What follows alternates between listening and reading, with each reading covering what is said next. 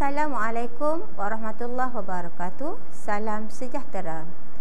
Saya Cikgu Fatin binti Haji Kasim, Guru Mata Pelajaran Sains Tingkatan 3 dari SMK Jabi, Pokok Sena, Kedah, akan meneruskan pembelajaran hari ini bab 9 cuaca angkasa lepas. Bagi subtopik pertama, bab 9, aktiviti matahari yang memberi kesan kepada bumi. Fenomena yang berlaku di permukaan matahari, bahagian 2. Fenomena yang berlaku di permukaan matahari termasuklah granul, tompok matahari, kitaran suria, semarak suria, prominent, dikenali sebagai prominent, nyalaan suria, lentingan jisim korona dan angin suria. Seperti mana yang kamu telah pelajari dalam bahagian 1, struktur matahari terdiri daripada 3 lapisan atmosfera matahari. Salah satu daripadanya adalah fotosfera. Fotosfera dalam struktur matahari terdiri daripada granul yang kelihatan berbutir-butir.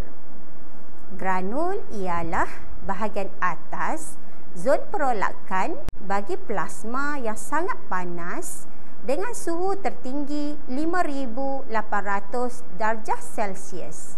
Diameter purata bagi granul ialah lebih kurang 1000 km. Gambar rajah menunjukkan granul pada struktur matahari. Fenomena yang kedua adalah tompok matahari.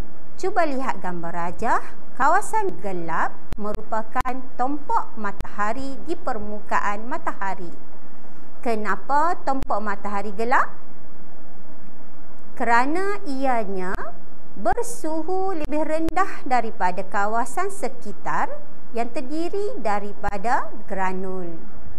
Tompok matahari merupakan lokasi letusan yang amat besar di fotosfera. Fenomena ini mungkin berlarutan lebih daripada seminggu. Fenomena ini juga selalunya wujud sebagai berpasangan atau berkumpulan. Kenapa ya tompok matahari itu gelap? Tompok matahari gelap kerana suhunya yang lebih rendah, lokasi letusan yang besar. Aktiviti ini mungkin berlanjutan dan kelihatan wujud dan lenyap mengikut pusingan 11 tahun yang dikenali sebagai kitaran suria. Cuba lihat pada gambar rajah. Gambar rajah menunjukkan kedudukan tompok matahari pada fotosfera sejak tahun 1875.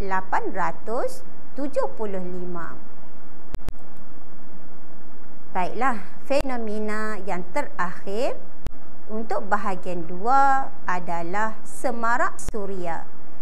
Semarak suria juga dikenali sebagai prominent. Prominent berbentuk gelungan yang sangat besar atau lajur melengkung yang terdiri daripada gas menyala di sebelah atas tompok matahari. Prominent juga dapat mencapai ketinggian beratus-ratus ribu kilometer. Semarak suria yang sangat kuat boleh melemparkan jasadnya dari matahari ke angkasa lepas pada kelajuan antara 600 km per saat sehingga melebihi 1000 km. Bermakna di sini, dalam masa 1 saat, letusan dapat berlaku sejauh 1000 km dalam masa 1 saat. Fenomena ini mungkin kekal selama beberapa hari atau beberapa bulan. Sekian dahulu bahagian 2 dan kita akan bertemu semula dalam bahagian 3. Jumpa lagi.